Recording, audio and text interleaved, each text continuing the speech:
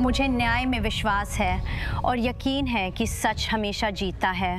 Texas की 3 बच्चों की मां पर अपने घर से वेश्यावृत्ति रैकेट चलाने का आरोप है, जिसमें एक शहर के पुलिस प्रमुख का नाम भी जुड़ा है। शायद मामला यहीं खत्म नहीं होता। मैं एंजेला लेवी हूं और ये है क्राइम फिक्स।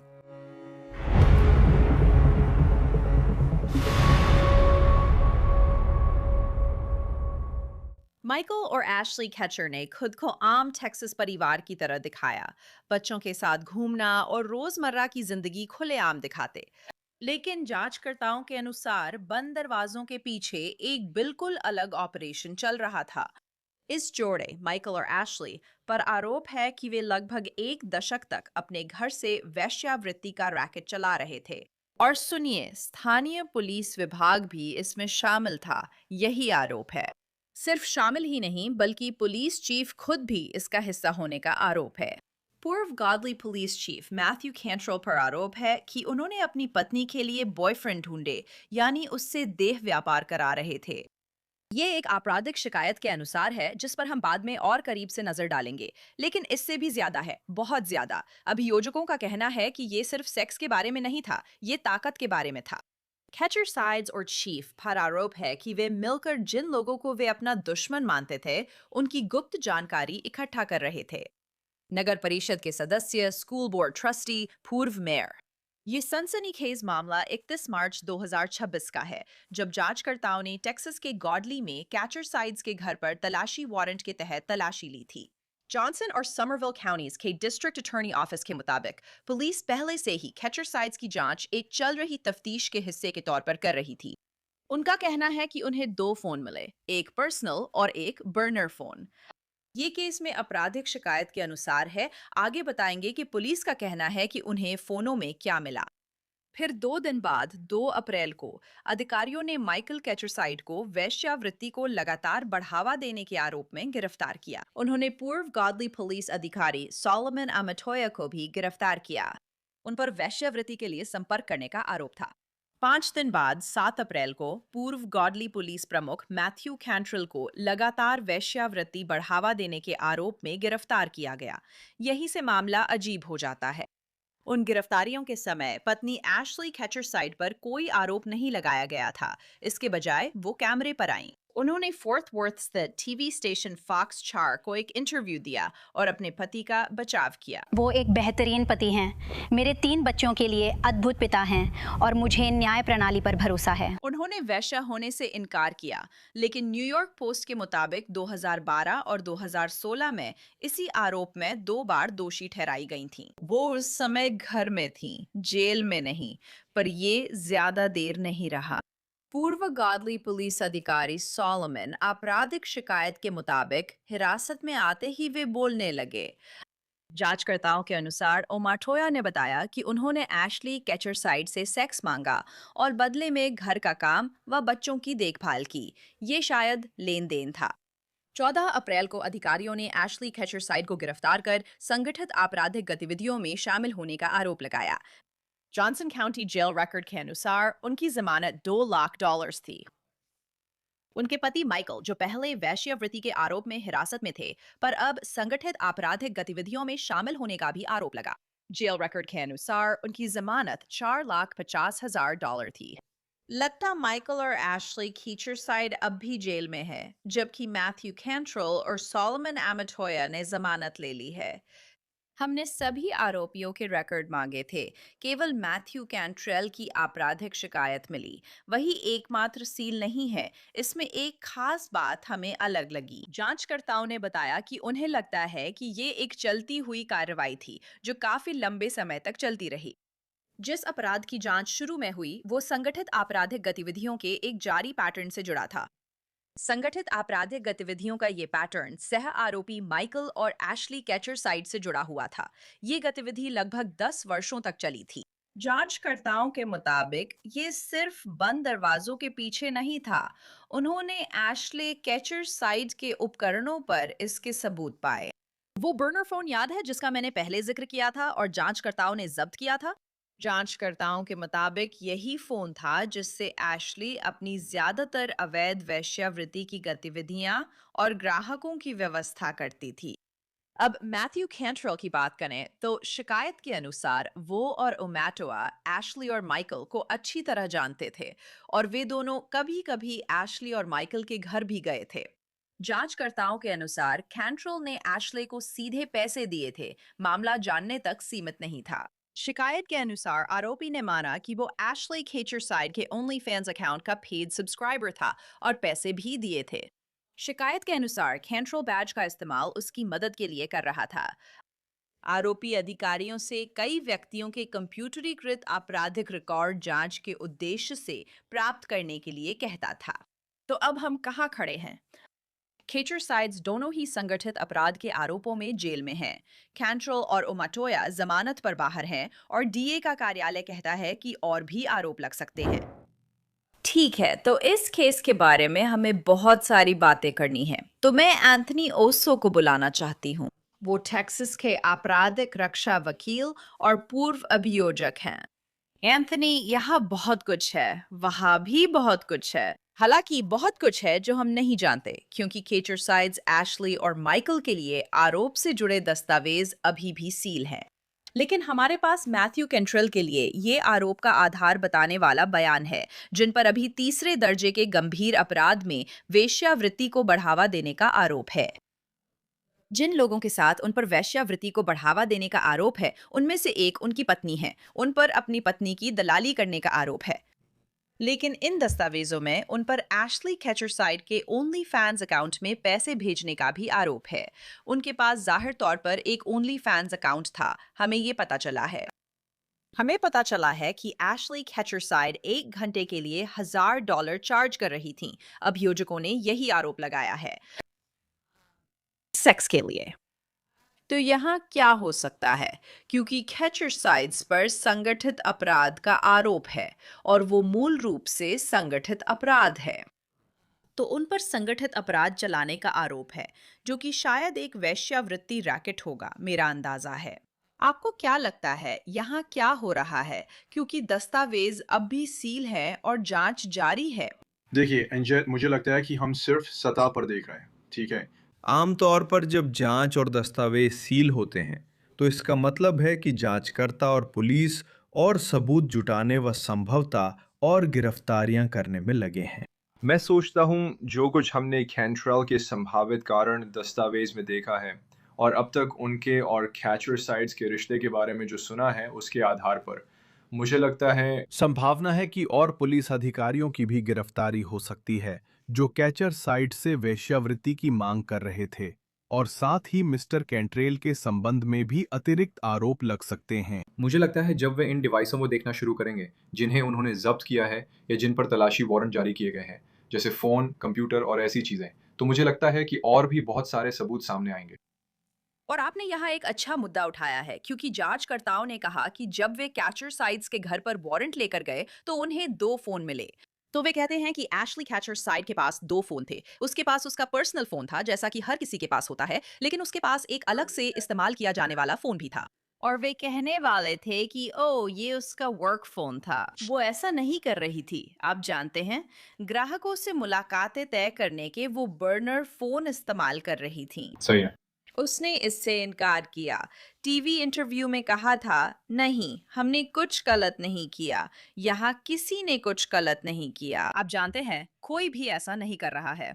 लेकिन पुलिस कह रही है, अच्छा बताओ क्या, हमारे पास सबूत है, आप जानती हैं। तो अब ये मामला कहाँ जाएगा? क्योंकि ऐसा लगता है कि अगर आपके पास फोन है और आपके पास ओनली फैंस अकाउंट है, तो अगर आप पुलिस हैं तो आपको बहुत सारी जानकारी मिल जानी चाहिए। देखिए, ये तो एकदम सटीक उदाहरण है कि ऐसी स्थिति में मीडिया में बयान देने के बजाय वकील से सलाह लेनी चाहिए कि बोलना है या नहीं। मुझे लगता है कैंट्रेल के केस में संभावित कारण वाले दस्तावेज काफी दिलचस्प हैं। आपके पास एक पुलिस प्रमुख है जिसने कथित तौर पर एक गैर हिरासत बयान दिया है जो दोषी ठहराने वाला है और मूल रूप से वेश्यावृत्ति की मांग करने के अपराध के हर तत्व को स्वीकार करता है। तो मुझे लगता है कि ये केस एक क्लासिक उदाहरण है कि जब कोई जांच शुरू होती है और आप उसमें संदिग्ध होते हैं, तो वकील ले ले, लेकिन मुझे लगता है कि आगे की बात में आप सही हैं। इस समय उनके पास बहुत सारे सबूत हैं और फोन, लैपटॉप और ऐसी चीजों को छानने में समय लगता है। मुझे लगता है कि जैसे जैसे वे और जानकारी उजागर करेंगे, उन्हें और गवाह मिल सकते हैं। और अगर ये, जिसे हम संगठित आपराधिक गिरोह कहेंगे, जैसा कि दस्तावेजों में बताया गया है, 1 दशक से चल रहा था। मुझे लगता है जांचकर्ताओं के पास कई सुराग होंगे जिन्हें वे जोड़ सकते हैं। तो क्या ये संभव है? क्योंकि कैचर साइड्स के कोर्ट दस्तावेज अभी भी सील बंद है और जांच अभी भी जारी है। क्या ये हो सकता है कि कैचर साइड्स पर संगठित आपराधिक गतिविधियों का आरोप हो, लेकिन वे शीर्ष पर न हो? क्या उनके ऊपर भी कोई हो सकता है? इस बारे में आपकी क्या राय है? या क्या हो अगर वे सिर्फ मिड लेवल लोग हों? इस समय कहना मुश्किल है और अक्सर जांच ऐसे ही काम करती है, खासकर जब जांच राज्य अदालत स्तर से शुरू होती है और फिर वो संघीय स्तर तक जा सकती है। अब आपने एक नई मुसीबत शुरू कर दी है। हम हमेशा कहते हैं इसे संघीय मुद्दा ना बनाओ। ये इस पर निर्भर करता है कि वहाँ क्या सामने आता है, यदि उसमें उच्च अधिकारियों से संवाद हो। पुलिस बल जैसे राज्य और शहर की एजेंसियों के अधिकारी जो अपराध की जानकारी रखते हैं, उसमें शामिल हैं। कौन जानता है हमें क्या मिलने वाला है? तो जैसा मैंने पहले कहा था, मुझे लगता है कि ये सिर्फ हिमखंड का सिरा है। और मुझे लगता है कि ये बात साफ है कि उनके पास कैचर साइट्स के खिलाफ आरोप लगाने के लिए पर्याप्त सबूत हैं। मुझे लगता है जांच के उस हिस्से को सीलबंद रखा जाना दिखाता है कि जांचकर्ताओं को लगता है कि उन्हें अभी और भी बहुत कुछ पता लगाना है। मुझे लगता है उस पुलिस विभाग में लोग डरे हुए हैं। मुझे तो ऐसा लगता है क्योंकि हमारे पास सोलोमन अल्माटोया है जो पहले पुलिस अधिकारी थे। हमारे पास पूर्व पुलिस प्रमुख मैथ्यू कैंट्रेल हैं और मैं हैरान रह गई, हे भगवान, ये क्या हो रहा है? इससे सोचने को मजबूर होना पड़ता है कि देश भर के इन कस्बों शहरों में क्या चल रहा है। आप देखिए, एक पुलिस प्रमुख इसमें पूरी तरह फंसा हुआ है। हालांकि मुझे कहना चाहिए कि ये सब कथित तौर पर है क्योंकि इस समय उस पर आरोप लगे हैं। लेकिन इस दस्तावेज के अनुसार उन्होंने बैठकर पुलिस वालों से बात की, जिससे मुझे ये सोचने पर मजबूर होना पड़ता है कि क्या उन्हें, क्योंकि वो जमानत पर बाहर हैं, इन दोनों को सहयोगी गवाह माना जा रहा है। उन्हें सौदा मिलने वाला है क्योंकि वे जैसे कह रहे हों, जानते हैं क्या, हमने कुछ गलत काम किए हैं, लेकिन हम इसके लिए नहीं फंसेंगे। हम इसमें नहीं फंसेंगे। वे हमेशा ऊपर पहुंचने की कोशिश करते हैं, सही है? तो मुझे कहना पड़ेगा संदर्भ के साथ, मुझे लगता है कि कैचर पक्ष के पास ऐसा करने का बेहतर मौका है बनिस्बत कैंट्रेल्स के, खासकर मिस्टर कैंट्रेल के। मेरा मतलब है, आप एक पुलिस चीफ हैं। वाकई कोई माफी नहीं है। आपको तो शहर के मुख्य कानून प्रवर्तन अधिकारी होना चाहिए। और इसलिए मैं नहीं देखता कि उन्हें कोई छूट मिलेगी या वो कोई सहयोगी गवाह बनेंगे जिन्हें यहाँ कोई डील मिले। और मुझे लगता है एक बात जो दिलचस्प है, जिसके बारे में हमने ज़्यादा नहीं सुना है, मेरा मतलब है, मुझे पता है हमने मिस कैचरसाइड के बारे में सुना है कि उन्हें $1000 मिले, उनका एक ओनली फैंस है, और इसीलिए जो कुछ हो रहा था उसके कुछ पहलू ऐसे हैं जो शायद इस बात की संभावित रक्षा में मदद कर सकते हैं कि ये एक तरह का स्विंगर का ओपन रिलेशनशिप था, ये एक तरह का कखोल रिलेशनशिप था। ये कोई व्यवसायिक उद्यम नहीं था। सेक्स के लिए खास भुगतान नहीं हुए। तो फिर से हमारे पास अभी इतनी जानकारी नहीं है कि हम कह सकें कि ये आरोप इन व्यक्तियों पर कितने टिक पाएंगे। जैसे जैसे ये मामला आगे बढ़ेगा, देखना दिलचस्प होगा। हाँ, ये वाकई में दिलचस्प होगा। और क्या केचर साइड्स के खिलाफ और भी आरोप लगाए जाएंगे या नहीं, मुझे इसका पता नहीं है। लेकिन अभी के लिए उनके दस्तावेज सील कर दिए गए हैं। लेकिन इसका मतलब ये नहीं है कि जब ये मामला ग्रैंड जूरी में जाएगा तो और आरोप नहीं लगाए जाएंगे। मुझे लगता है उन्हें वारंट पर गिरफ्तार किया गया था। बिल्कुल। मुझे लगता है कि ये सिर्फ शुरुआत है। और एक बार जब जांचकर्ता इन फोन तक पहुंचते हैं, और जैसा कि आपने कहा, वे शायद इन केचर साइट्स को सरकारी गवाह बना सकते हैं, उन्हें किसी तरह का सौदा पेश कर सकते हैं। और यही तरीका है जिससे वे ऊपर के लोगों तक पहुंचते हैं। अगर कोई उच्च स्तर का भ्रष्टाचार है जिसे वे उजागर करना और सजा दिलाना चाहते हैं, तो आप जानते हैं, ये उनके लिए अपराध की कहीं ज्यादा गहरी और ताकतवर दुनिया में जाने का जरिया बन सकता है। तो आपको लगता है कि ये मुमकिन है कि केचर साइड्स इसमें बीच में है, ऊपर नहीं? ये बिल्कुल मुमकिन है, मुझे लगता है। और मुझे लगता है कि सिर्फ ये तथ्य ही दिखाते हैं कि हमारे काम में कुछ भी पहले से तय नहीं किया जा सकता और कुछ भी आपको हैरान नहीं करना चाहिए क्योंकि ये एक तरह से बहुत अजीब कहानी है, लेकिन ये असली है। और जब हमें पता चला कि बहुत कुछ चल रहा था और ये सिर्फ हिमखंड का सिरा था, मैं बार बार उसी पर लौटता हूँ। वो मुझे हैरान नहीं करेगा। इस सिविल मुकदमे में शहर परिषद के सदस्यों का जिक्र हो रहा है, जिसका सामना एशली केचर साइड कर रही थीं। लगता है वो किसी सिविल मुकदमे में शामिल थीं। इन दस्तावेजों में इसका जिक्र था। शहर परिषद सदस्यों को निशाना बनाए जाने की बात थी। मैथ्यू कैंट्रेल पर आरोप है कि वो एशली को सिविल मुकदमे की जानकारी दे रहा है और अपनी पुलिस शक्तियों से एशली के लिए लोगों की आपराधिक पृष्ठभूमि जांच रहा है, जो उसे नहीं करना चाहिए। ऐसा तभी करे जब आपके पास कारण हो। सही है, आप समझ रही हैं, ये उसके लिए बहुत बुरी खबर है।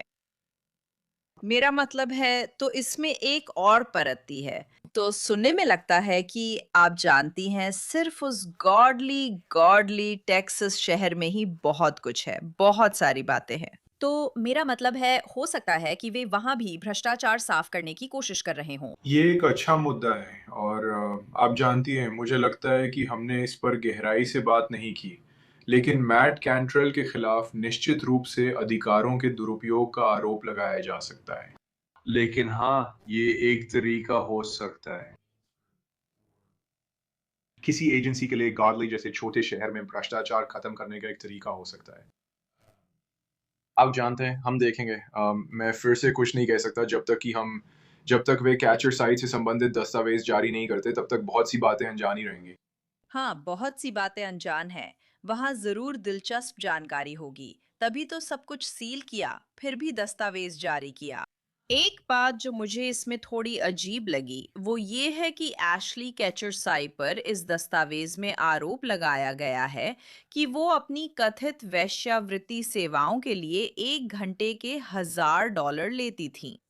हालांकि ये सोलोमन अमाटोया जाहिर तौर पर, जैसा कि वो जांचकर्ताओं को बताता है, इस हलफनामे के अनुसार वो उसके साथ संबंध बना रहा है और उससे सेवाएं ले रहा है, बदले में उसके आंगन का काम और उसके बच्चों की देखभाल कर रहा है। ये कुछ अजीब तरह का लेन देन जैसा है।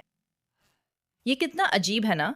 क्या आपने कभी ऐसा कुछ देखा है? नहीं, वेश्याएं आमतौर पर ऐसा नहीं करती और एस्कॉर्ट्स भी आमतौर पर घर के कामों के लिए नहीं मानती। आप लेन-देन का सिस्टम इतना नहीं देखते। आमतौर पर पैसे ही चलते हैं। और खासकर हमने इसके बारे में शुरू करने से पहले भी बात की थी, लेकिन ये बिल्कुल भी आपके आम दलाली वाले हालात से अलग नहीं है। सड़क या हाई लेवल एस्कॉर्ट दलाली सब पैसे का खेल है और इसलिए मुझे लगता है कि जब मैं इसे डिफेंस के नज़रिए से देखता हूँ, तो आप उमाटोया के बयान को पकड़ सकते हैं और कह सकते हैं, देखिए, ये सेक्स के लिए भुगतान नहीं है, ये एक चल रहा रिश्ता है। सेक्स तो उस बड़े रिश्ते का हिस्सा था। दिलचस्प। एक आखिरी बात जो मैं भी बताना चाहती हूँ, ऐसा लगता है कि मैथ्यू कैंट्रेल की पत्नी सहयोग कर रही हैं। उनसे पूछताछ की गई है और वो, आप जानते हैं, इन दस्तावेजों में जो लिखा है उसके अनुसार यहाँ एक पीड़िता लगती हैं, क्योंकि उनके पति किक ऐप पर बॉयफ्रेंड्स के साथ डेट्स तय कर रहे थे। मुझे लगता है कि वह इस मामले में गवाह बनेगी, जो बहुत प्रभावशाली हो सकता है। बिल्कुल, मैं सहमत हूँ। जैसे मेरी घरेलू हिंसा की चेतावनी घंटियां बज रही हैं। हाँ, $1000 प्रति घंटा और $200 प्रति घंटा, ये दोनों पूरी तरह से अलग-अलग रकम है। ये कहना कि एशली केशर ने जानबूझकर नहीं किया, हमारे पास इसकी पुष्टि के लिए जानकारी नहीं है। लेकिन ये सुनना कि मिस के लिए इंतजाम किए जा रहे थे और भुगतान $200 था, तो या तो फिर से मुझे लगता है कि बचाव पक्ष का नजरिया यही होगा कि यह एक तरह का ककॉल्ड स्विंगर रिश्ता है। भुगतान असली नहीं थे। मुझे लगता है कि भुगतान के सबूत थे, लेकिन मुझे नहीं लगता कि हर बार जब उन्होंने किक पर मिले इन बॉयफ्रेंड्स के साथ यौन संबंध बनाए, उसके लिए भुगतान के सबूत थे। साथ ही वे उन्हें बॉयफ्रेंड्स कह रहे हैं, तो आगे देखना दिलचस्प होगा। मुझे पता है वो सहयोग कर रही है क्योंकि उसने माना कि पुलिस चीफ किक पर था और लोगों को ढूंढ रहा था।